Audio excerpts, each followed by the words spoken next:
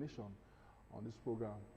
This morning, a whole lot of issues surrounding the security situation in Nigeria are in the papers this morning, and as you speak, you can never even tell what is happening somewhere in Nigeria. And so we've decided to go deep and bring to you two competent Nigerians that will discuss this topic, the state of the nation. We have in the studio, on my immediate right, Barrister KEHINDE BAMIWOLA. Barrister BAMIWOLA, good to see you again. Good morning. Good morning. Thank you very much. It's a pleasure to have you. And we also have with us a former member of the Ogun State House of Assembly, Honorable Johnson FATOKI, is with us this morning. Good morning, Nigerians. Good morning, the people of Ogun State. Good to see you. Barrister BAMIWOLA, the state of the nation. Dominic and I this morning tried to analyze the situation, but each time we try to, prefer solution, we were always meeting brick walls and all of that. What sense does it actually make to you, everything that is happening in Nigeria today, especially in the area of security? Well, first of all, let me agree with the Northern elders. I listened to you this morning when you were saying something about the opinion of the Northern elders, that Nigeria is under fire. Nigeria is on fire under Buhari. That is nothing short of the real fact and the situation on ground now. If you look at everything, especially when it comes to security, sometimes ago on this program here, we argue. I think one other person was saying something about whether or not the service chiefs should be retained. I submitted vehemently here that they have outlived their time, and when President Muhammadu Buhari actually asked them to step aside, and everybody was commending him, thinking that we are on the path of something positive as far as correcting the anomalies in the security situation in the country.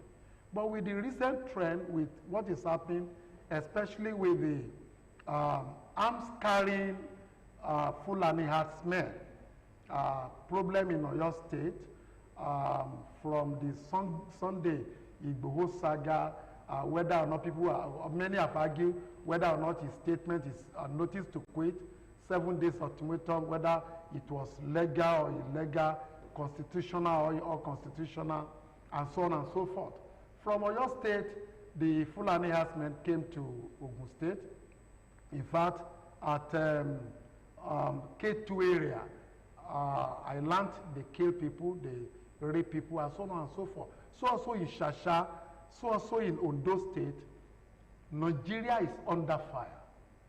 And I will repeat with due respect to the President of the Federal Republic of Nigeria, to me, it appears, if there is any other adjective, apart from monumental, that we can use to qualify the President, he has failed in his primary duty in protecting life and properties.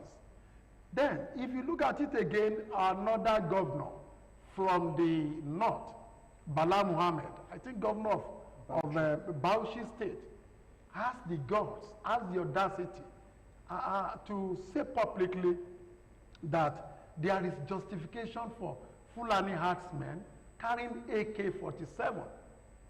To me, with due respect to him, I never expected a sitting governor, somebody who has vowed under the oath, who has sworn to an oath to defend the Constitution of the Federal Republic of Nigeria, to talk like a scallywag, to talk like somebody who had no knowledge of the law. And of course, under the criminal code, under section 22 of the criminal code being used in the southern part of Nigeria, we say ignorance of law is no excuse.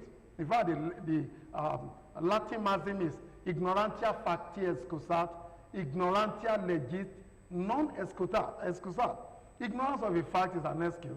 That of law is no excuse. I can't imagine a governor saying Fulani herdsmen carrying AK-47 are justified by whatsoever thing that they face, maybe in their trade. First of all, nobody under our law, and I will say it and re-emphasize it, is allowed to carry gun without license. And if you look at Section 3 of the Firearms Act, says only the president, under that section, there are categories of firearms in which only the president of the Federal Republic of Nigeria can grant license to whosoever wants to carry the firearm. Under Section 4, another category of firearms in which only the IGP, of course you can delegate to Commissioner of Police, that can license anybody to carry firearm. So it seems to me... So which category does AK-47...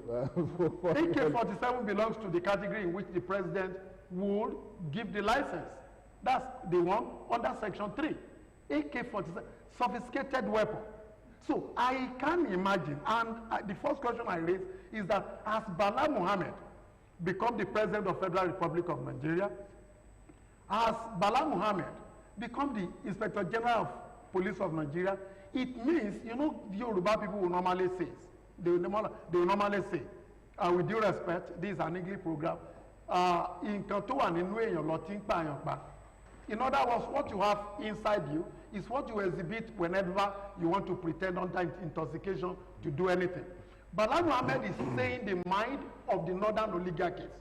He's saying the mind of the Fulani herdsmen. He's saying the mind of people who believe that Nigeria belongs to them. I can imagine, and I will use time and law to analyze this very well. Everybody in Nigeria has power to own both movable and immovable property. Agreed.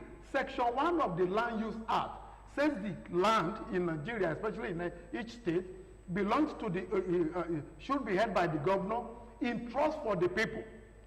Now, before the Land Use Act of 1978, we have the customary land tenure system, in which my father's land, the Bamiwola's land, belonged to me.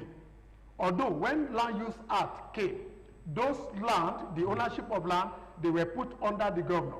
Now, somebody is now saying that because he's a Fulani herdsman or herdsman, he will come from far away, whether Niger, and because there are other issues under this, Fulani people are found in Niger, in Chad, Cameroon, Nigeria, Senegal, and I think one other, Mali.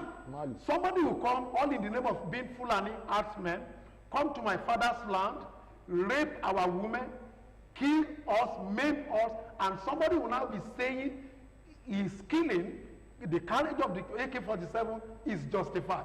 That statement is not only barbaric.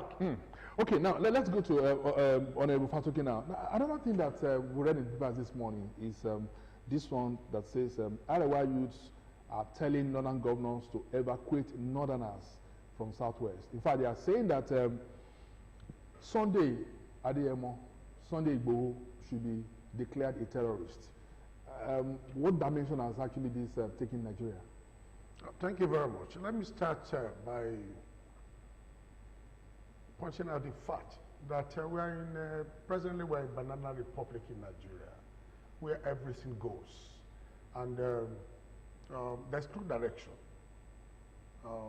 There are laws, we have constitution, but the implementation of this constitution is not there.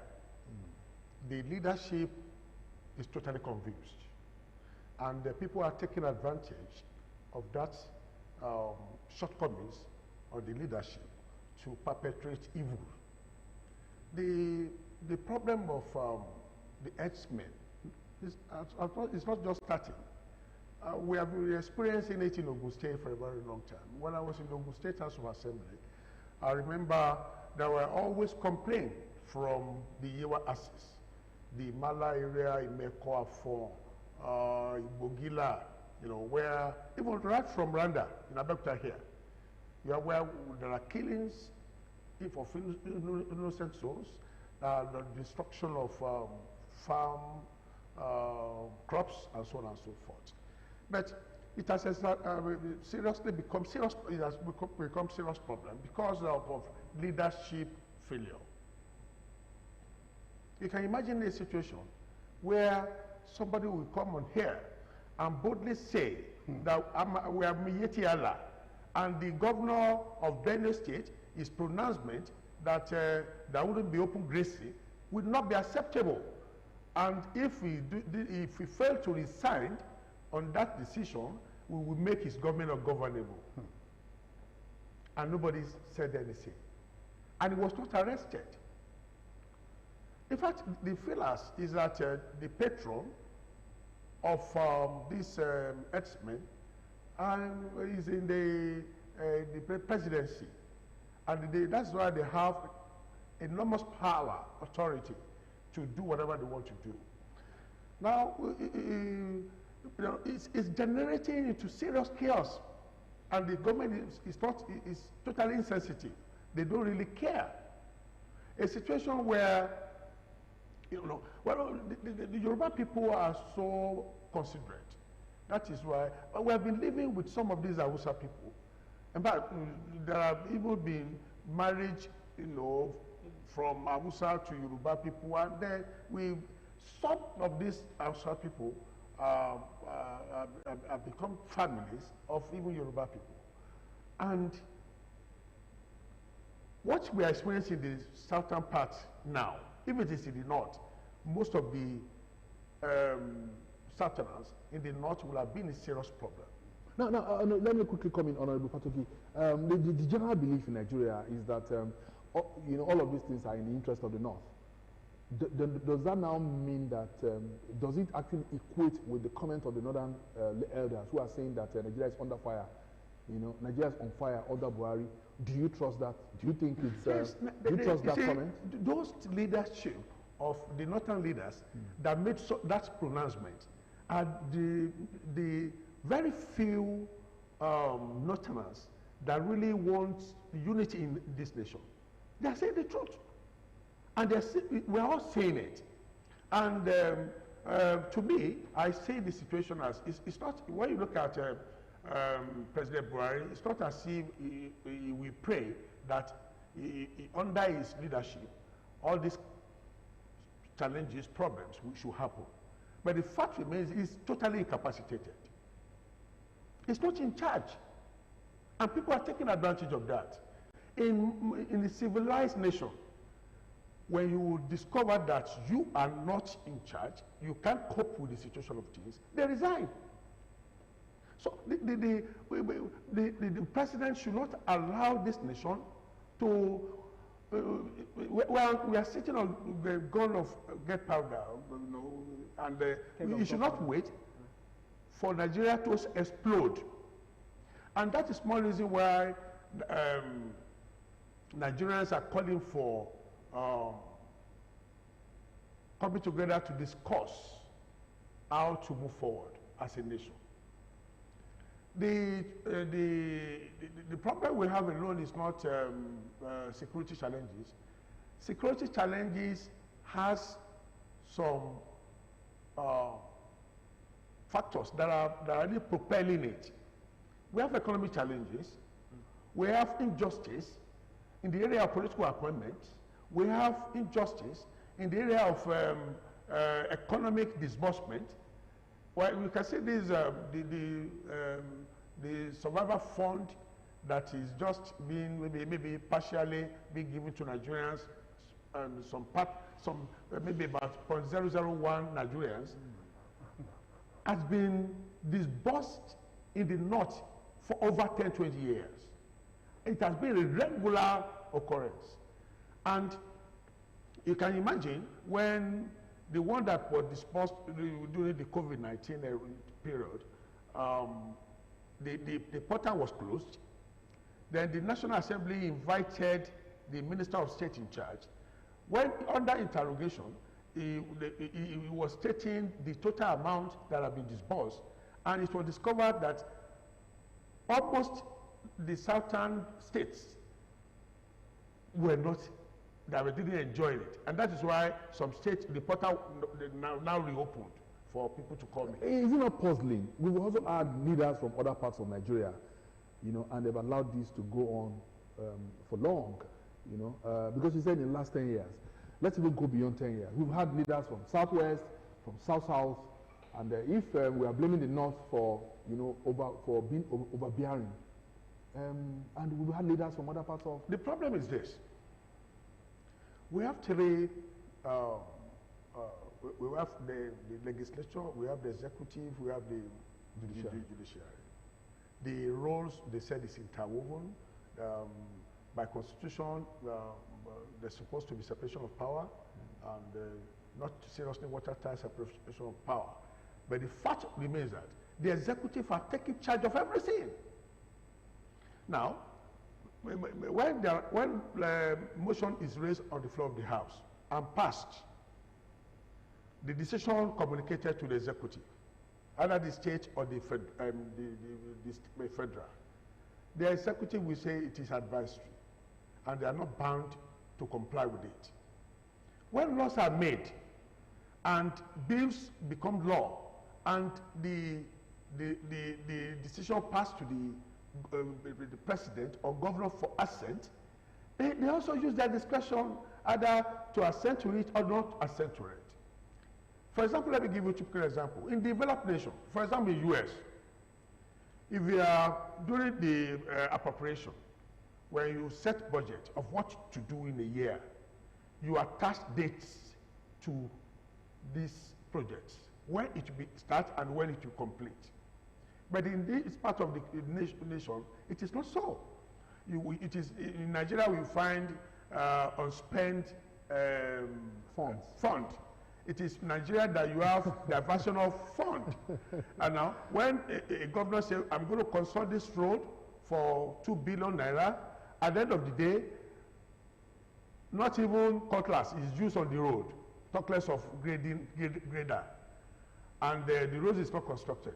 After 1 year, or even before 1 year, the House of Assembly or the National Assembly have oversight function to question. But when the leadership of the House is put there by the authority of the executive, how will you get pragmatic and coherent? It's not opposition, it's not antagonizing, it is being objective. A reasonable lawmaker should be able to take decision that I want to perform my duty to the best knowledge and to the benefit of Nigerians. But when you are self-centered, when your only factor of being in the legislature is to acquire wealth, they forget about it. Now, okay, now let's still dwell on the insecurity that we have experienced in recent times. Some people have said they are being blown out of proportion. All of these reactions that we are having here and there as far as the Fulani and the farmers clash are concerned. And maybe that is why the presidency has not really done something pragmatic about it. And what they keep on saying or doing is to release statements and the rest of them. Do you think this issue has been blown out of proportion, or is just a true reflection? I want to disagree vehemently. The situation is as true as the truth itself.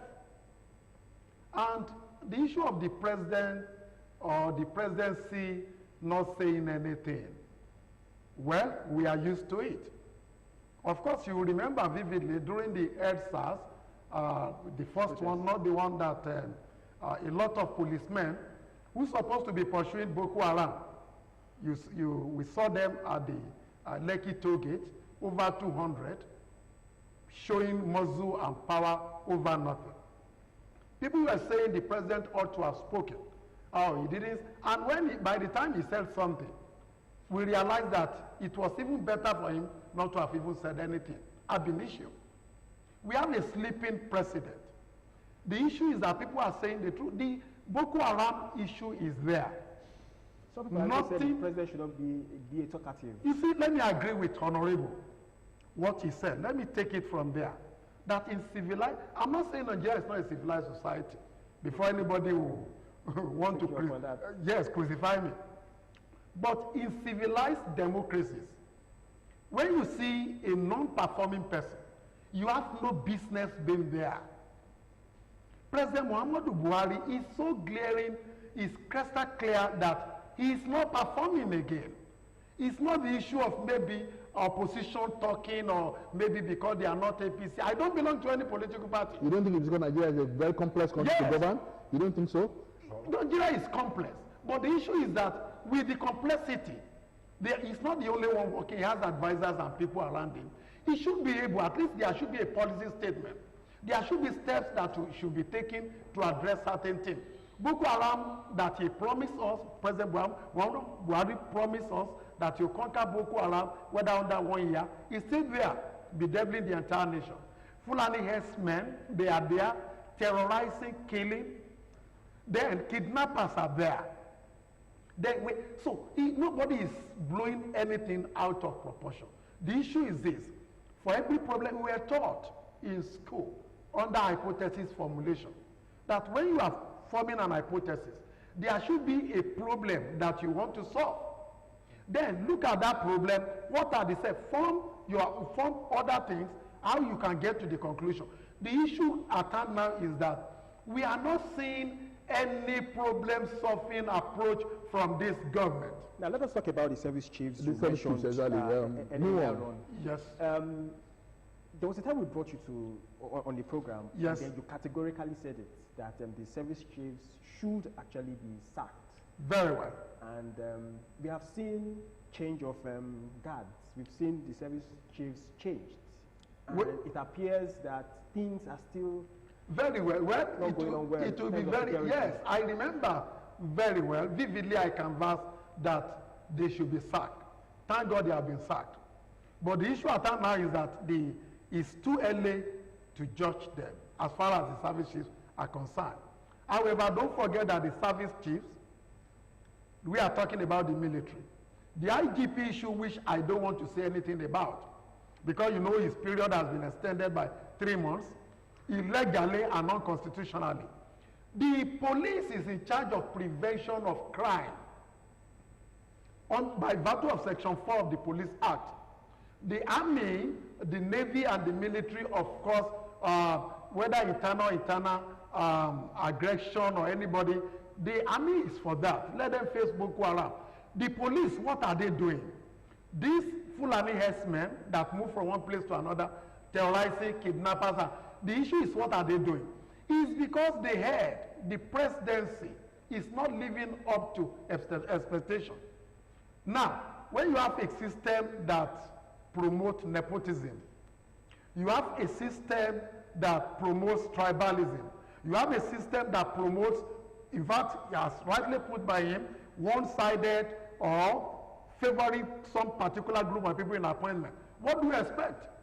The issue is that the only solution that I'm thinking of now, I think this is the right time, Nigerians sat together to decide whether or not this country should continue as a unit, or maybe we should decentralize them more and go back to what we had during the under the independence constitution, Republican system, in which the regions, we have the north central, the west, and so on and so forth. It appears the federal government is being overwhelmed by a lot of things. And that's why we are not seeing results. Well, let me not fail to say that the service chief, those who have been appointed now, Nigerians are looking up to them to see results. Without result, they too should be sacked. If they stay in office and we are not getting results, especially with insurgency, Boko Haram, banditry, kidnapping, kidnapping, and what have you, they should be allowed to go. Do you agree with him that it is too early, really, to start to judge the service chiefs? Let me call your attention to one fact. Okay. When Nigerians were clamoring for the change of guards in the security leadership, the president was, hesitant. He was not prepared. As a matter of fact, I believe he was forced. He didn't remove them. He gave them another assignment. He believed in them. Now the question is this: if we will have 1 million, 2 million battalion, the soldiers, and we have very resilient, very active, very experienced leadership in the army. Without solving problems that are causing the insecurity, there will not be any achievement. Me personally, I'm not expecting anything serious, anything fantastic from the newly appointed service chiefs, and I'll tell you why. If you are given position and you don't have what it takes to really fight or to really get result, how do you move on? A situation where the soldiers are complaining, lack of enough equipment to fight, even their welfare is not being taken into consideration. One of them, I forgot the name of that officer that came out, and the video was viral on the social media. That person was reprimanded for saying the truth. So if this government failed to address the issue of injustice, failed to address unemployment challenges, failed to address the social, the social amenities that are deteriorating day by day, insecurity will continue. Now, recently the government actually placed a ban on cryptocurrency, and when we look at it, as quite a number of youths who have not really been employed are actually doing so well in the crypto world, involved in selling currencies and the rest of them. And then that has actually been criticized by a lot of persons. Because even central banks of other countries of the world are actually opening desks on a daily basis for crypto. But here in this country, we are saying we are using it to tackle, we are banning cryptocurrency because we want to tackle insecurity or terrorism and the rest of them. Do you think that is proactive? Looking at it against the backdrop of what you said. It is fighting war with broom, not facing reality. There are, because of the prevalence challenges we have in this nation, there are some unscrupulous elements, bad elements, that are taking advantage of lack of cohesion, lack of standard to really, if you look at that area, you will say the government is justified. But you can't say because we have road accidents, then there shouldn't be movement of vehicles. Look at the decision. It's also the same way when the president, when this administration first got into power. They said no foreign currency should go out. You could not even transfer $1. So then the manufacturing, it was then the manufacturing industry had started having problem, serious problem. And I experienced it. If you are paying for machineries overseas, there wasn't a way to get your payment to the company there. The federal government said then that if you want to transact any business outside the country, go through central bank. My organization applied for central bank.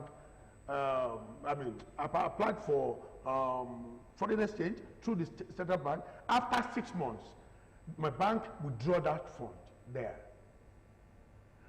It was that time that the fluctuation, the high value of the dollar started going up. It was then the price of goods started escalating. So you can't say you want to kill ant and you take sledgehammer. So that is why the restructuring Nigerians are calling for is not only political restructuring. Economic restructuring is necessary. Like the barrister said, why do we need to continue with the presidential system? Why can't we adopt a parliamentary system where you have reduction in the cost of administration, where you have enough fund to inject into construction of roads, hospitals, social amenities, and so on. Why can't we adopt that? But because most leaders are self-centered, they don't love this nation. If you love this nation and you really want this nation to move forward, you traveled. They do travel and you see what happened overseas.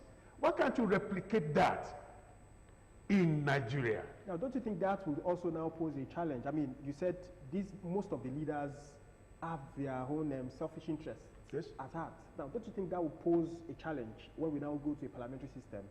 And that what we really need is restructuring of the mind. And not really I will explain that. Restructuring, before that, there's supposed to be a system in place. We're supposed to have a standard. Human being can always be human being. But when you have a system, you have a standard, and you follow it to the letter, you get results.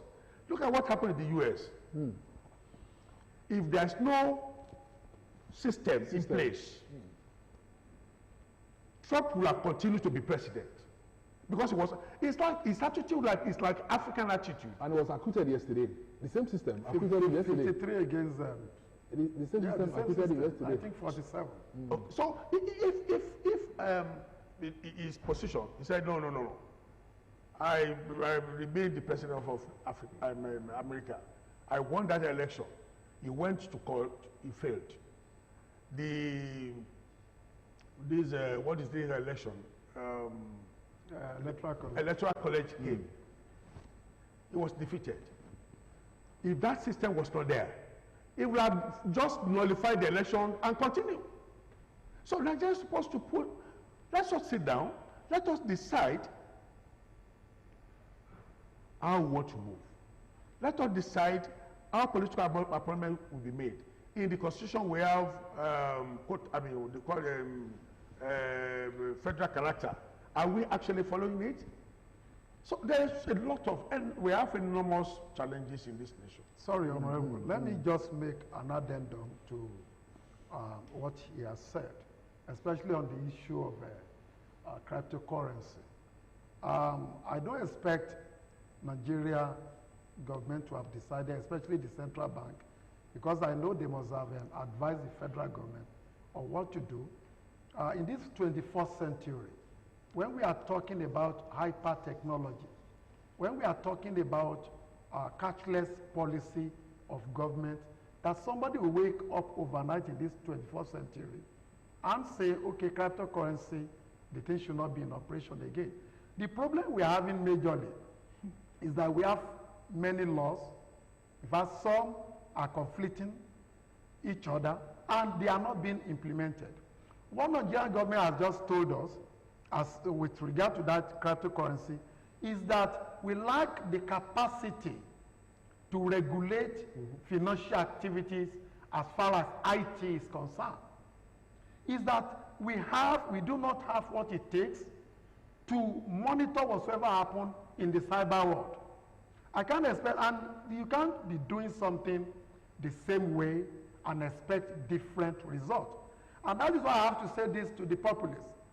Because before you know it now, 2023 is by the corner. It is high time the entire nation rejected analog people. Leaders who are not computer oriented. Leaders who do not have foresight. Leaders, as rightly said by him, who are interested in what comes to their pocket. Because it's like we are becoming mockery in the society of worlds, society of nations.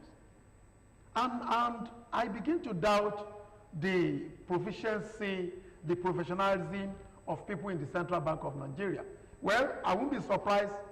It's only in Nigeria that you see somebody who is a carpenter who is being appointed maybe to manage economy. It's only in Nigeria you see somebody who has read geography who will be appointed to be the minister or commissioner for health. It's only in Nigeria that you see misfittings, square pegs in round hole. I think we have played a lot of politics with this nation. And if care is not taken, I just pray that the keg of gunpowder that Nigeria is sitting on now will not explode. Is it also part of the politics? Just like I've said, we played a lot of politics in this country. I think there's a dangerous dimension to all of it. Going back to security issues now, I was somewhere yesterday, and in a group of boys, and what they said was that how do you expect the security men, the soldiers, here in Abeokuta, for instance, to attack the headsmen, because they are Fulani, they are from the Hausa stock. And the point they're trying to make is this: those who dominate the Nigerian army today are from the north. And so certainly they would not want to, attack their own. Very, very virtual. So, isn't that a big problem? There is a big problem, and I will say this in two ways. In the first place, when people are being recruited into the army, navy or air force, the thing is that a particular segment of the country have number of people that they will allow to be there. I know a young boy, for over 3 years, he struggled to enter the army. Not even, he forgot about his ND, national diploma, and said, okay, he lost being in the army. He wants to join the recruitment something, other rank. And because he knows nobody, these people, they have their list, with due respect to anybody. Maybe the head, the emir may have his own, the retired generals in the north, and what have you. And at the end of it all, you will notice that the number of people from the north will be far greater than combining the eastern part of the country together with the western part of the country, where is the equality there. Of course, lawyers will always say, equalitas est equitas. Equality is equity. There is no fairness in what we are doing. And that's why you continue to see that for many years, people from the north will be the chief of army staff and what have you and this and that, because the number, the politicians will always say, policy is a game of number. They outnumbered us. Another side of it is this. Well, we know the southern part of the country, some of us, with due respect to other parts, we love education, business, and what have you. So that again accounts for why we have few people. Some of us will not even allow ours to go into the army. So that inequality will always be there. But that does not mean that we cannot correct it. Section 14 of the Constitution talks about federal character. If there is a policy statement by federal government that this time around the recruitment into the army, North will give maybe 50, West maybe 50, or East 50, there will be equality. Can that ever happen? We have 19 other states. Even in the National Assembly, they are dominant. Very well. So how can that happen? That may never happen.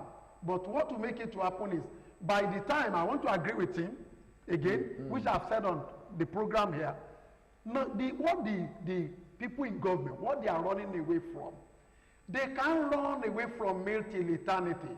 The issue of coming together to sit together and discuss whether or not we should continue. If you are going to continue under what system, by the time we sit down, because what they are avoiding, well, maybe, and this is the error, this is the fallacy in many people's head. Maybe they are thinking this national conference that they are talking about will be after dividing the country. No, we are talking about what system of government will favor the South, the East. We are even talking about 3 ethnic groups, not knowing that we have over 300 ethnic groups in Nigeria. We're still talking about composition of our security apparatus. There was also a report not too long ago that President Buhari has been shopping for another northerner to become IGP.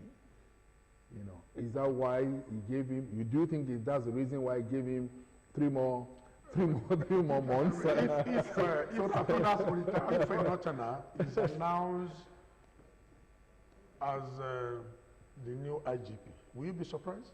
But what if? Why do we have to be surprised if the next man to Mohammed is a northerner? If you look at the the lead of important positions in the nation. The sophisticated, important positions are ceded not just to the North, but to the Fulanis. When this administration started, how many Southerners have been Chief of Army Staff? Mention one. The IGP, are we saying we don't have competent hands in the South? From the inception of this administration, how many Southerners, I'm not even saying Yoruba, how many Southerners have been IGP? It is that challenge. I want to believe he is in a fix. And he was just looking at the what will be the reaction of Nigerians if he appoints another Northerner. But don't be surprised. He will appoint not just Northerner, but Fulani man to be IGP. That is the injustice we are talking about. That is the more reason why there must be national conference. They don't want to hear the word sovereign. Because the sovereign should be there, where people should decide what they want, not influenced by the government. The issue of National Assembly, don't forget that it is this nation. We have the late Balarabe Musa is from the north. He was from the north. But he was a true Nigerian who wants things right. There are a lot of people like that. Even Yaradua, mention them. That was Aminu Kano. Aminu Kano. Even those that are still living, we still have people. We have Shehu Sani, Senator Shehu Sani. We have people that really want Nigeria to move forward. But what is the percentage? There was so much expectation, you know, that came with the emergence of Buhari as president of Nigeria. In fact, the Southwest, you know, propelled Buhari's emergence. Should we say the Southwest should be disappointed now that things are actually going this way? Those that expected performance from President Buhari, miracles, those that believed that miracle will be done, have not looked at the antecedents. Let me call you back to America. Anytime, during the period when Bush Senior ruled America, not only that America had problem, the entire world had problem. It was then we had Kuwait War. Thereafter, who came in? Clinton came. That 8 years, it was like 8 weeks.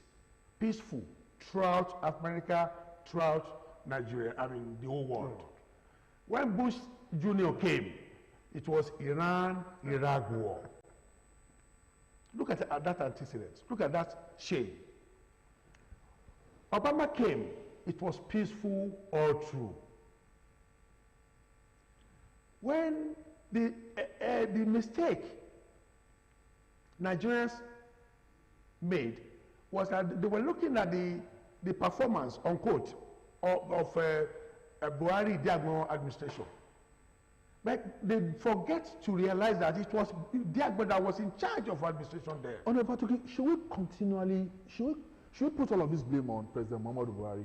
What about the National Assembly? What are they? They are supposed to be the bastion of the democracy. Okay, I will answer that. Yeah. I've been in the House of Assembly and I know how it operates.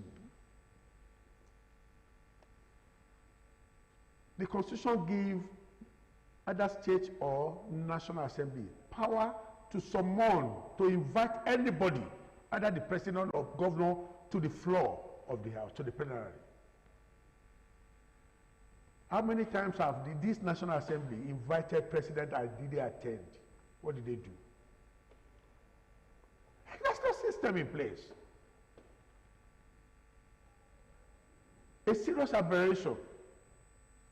Mismanagement of trust. Policy somersault. Executives in this nation have risen to certain states that no, they have become unquestionable because they amass so much power At all levels. at all levels. A governor once said, don't you realize that the executive have power of life and death? Serious question. So that power is so enormous. And that is why restructuring is important.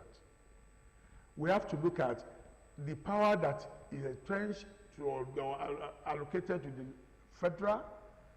Is it to remain like that? Is it to, even the presidential system we are operating, are we actually operating presidential system? Sorry, Mr. Biodun.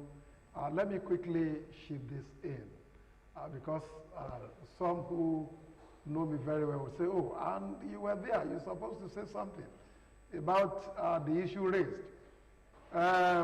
The Constitution has a problem which must be rectified. We have said it time without number that it is not autochthonous. It is not made by people. Military imposed that constitution on us. But that notwithstanding, that is the document that we have that is regulating us. However, the issue that he raised, that the National Assembly has the power to invite anybody, I must comment, not just as a lawyer, but as a jurist and legal writer. So also, the State Assembly too, the immunity clause in our Constitution is a problem on Section 88 and 89 of the Constitution. Section 88 and 89 gives the National Assembly oversight function to invite any person. And that any person, lawyers have argued that we deal with respect to immunity clause. Can they summon, because that power of invitation has to come through summon. Can they summon the president to appear before them? There are two schools of thought. The first school say, well, since the immunity clause is there, and you cannot invite someone without giving summon, and summon, you know, originated from the English system, the power of the coin, to invite you to come and answer to question, that the president cannot be summoned before the National Assembly to come. So until something is done or a caveat is inserted under the immunity clause, that will not apply. Other school of thought says, well, general oversight, that any person there includes the president or the governor. But the question is, yes, that any person. Because of immunity clause, you can't invite them. Then, let me now come to another issue now, over this Bala Muhammad, because his statement gave me a lot of issue. If not because of immunity clause, Bala Muhammad ought to have been arrested immediately under Section 38 of Nigerian Constitution. What does that section say? Section 38 of Nigerian Constitution is saying that nobody, any person who aid any foreigner to invade Nigeria should be arrested and be tried. His statement generalizing Fulani herdsmen, knowing fully well that majority of them are not Nigeria, that one alone should make him to be arrested. Number two, another part of it is saying, well, we say criminal immunity, whether they have criminal immunity. We are aware that even our governor and the president, if any of them does anything criminal, he or she cannot be taken to court now because of that immunity. And that's where I will agree with him on the issue of whether we have fairness, whether we have justice. The issue is this: if not because of immunity, some of the criminal statements that that governor said will amount to an incitement, making people to war against the nation. Let them be tried. Okay, let's take this break so that we can rest a bit for a few seconds, and we'll come back. We are looking at state of the nation, and we have you know, extensively looked at the issue of security in the country, because that is the biggest social problem we are having in the country at the moment. So we'll take this break. We'll come back shortly.